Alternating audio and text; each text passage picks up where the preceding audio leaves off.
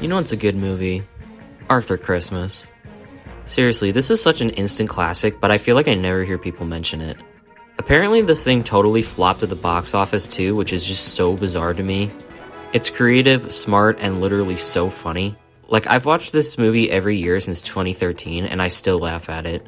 Christmas 1941, World War II, I did the whole thing with 6 reindeer and a drunken elf. I was shot at, Arthur, took 12 direct hits, lost 3 reindeer. What happened to the elf? Fell out of the sleigh over Lake Geneva. Never saw him again.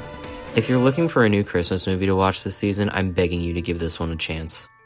That said, this video is not going to be dissecting the movie, but rather the main protagonist.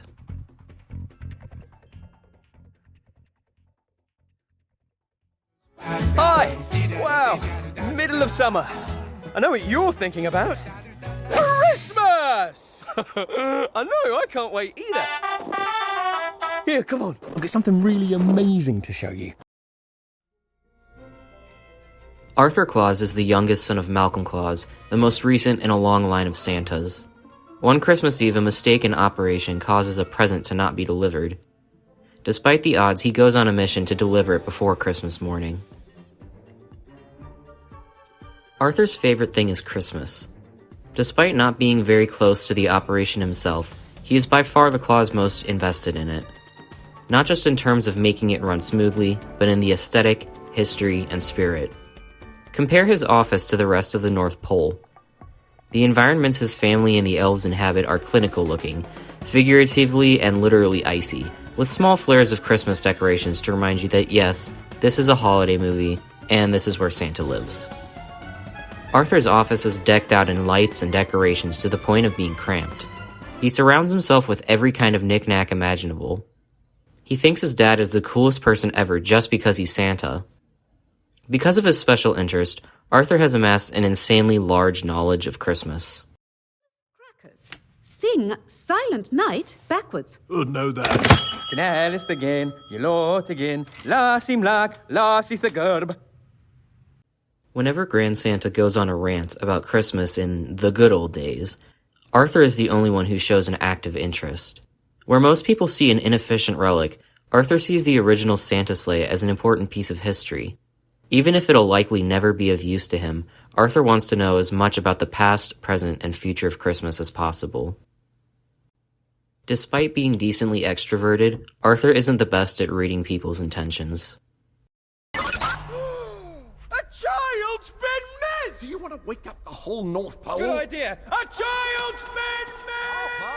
The other characters in this movie aren't doing a very good job of pretending their interest in Christmas goes beyond a job. But since Arthur takes people at face value, he doesn't realize this until it's bluntly pointed out to him. It's difficult for him to recognize when he's bothering people without being told directly. Not being able to read the room can result in acting in a way that's not appropriate for the situation and getting made fun of.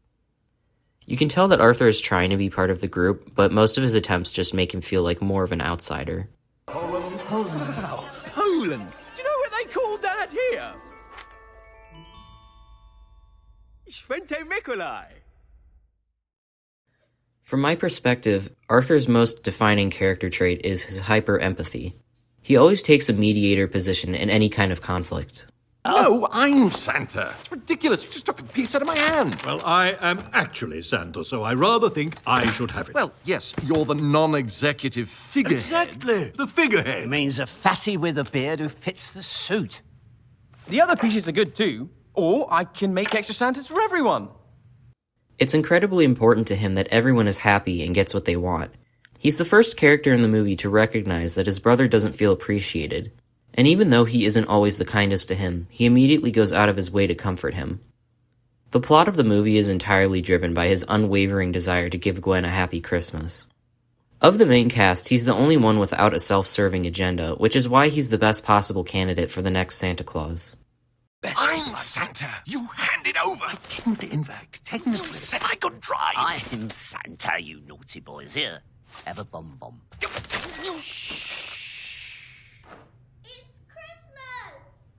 Please. Gwen just has to have a present from Santa.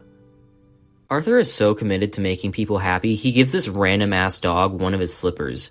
Do you understand the implications of this? He is willingly walking around getting his sock wet for the sake of some random dog he will never see again. An absolute saint. Once Arthur fixates on something, it's near impossible for him to let it go. He becomes so invested in answering letters to Santa that he doesn't notice how far into the mission everyone's gotten. It's also worth noting that he's somehow able to memorize every single one of these letters despite how many there are. When he finds out Gwen's present wasn't delivered, he becomes very distressed and sits in a dark room talking to himself about it. And when he decides to deliver it, no matter what kind of insane trouble he runs into, he won't stop trying to get it to her. It's not unusual for autistic people to have difficulty with motor skills. Arthur is a clumsy guy. He routinely drops things, bumps into people, and trips over himself. It's possible he has a lowered ability to sense where his body is in space. Alternatively, his tendency to hyper-focus on things might distract him from paying attention to that space. Although this isn't something about Arthur, the way people react to him is unfortunately familiar. He tends to get brushed aside a lot. His job in the mail department is very likely meant to keep him out of everyone's way. He's the only one working in it, and clearly it isn't necessary. Even though he doesn't read and respond to the letters in time, everyone gets what they want for Christmas anyway. There are so many times, particularly early in the movie, where he will speak and nobody will even respond to him. His own family doesn't understand him or seem to value his input. They definitely love him, but they also participate in his alienation. Many neurodivergent people find themselves not being taken seriously because of the way they express themselves and the things they prioritize. People form these ideas about them and proceed to underestimate them without truly considering what they're offering. While Arthur is a victim of this, luckily by the end of the movie, everyone comes around to understand him better.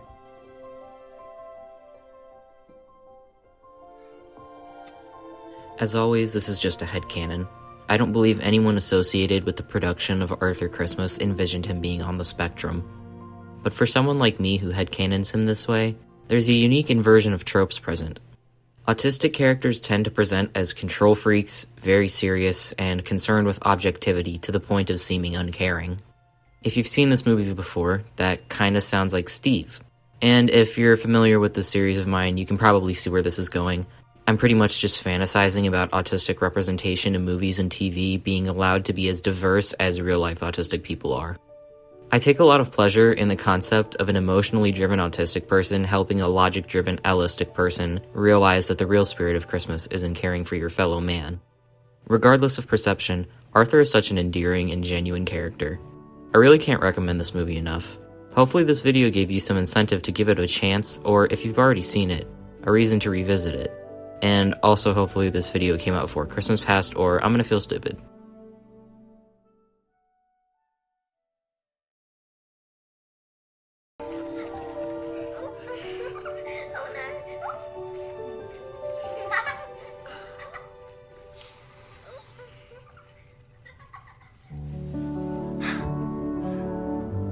I'll be the candle, eh?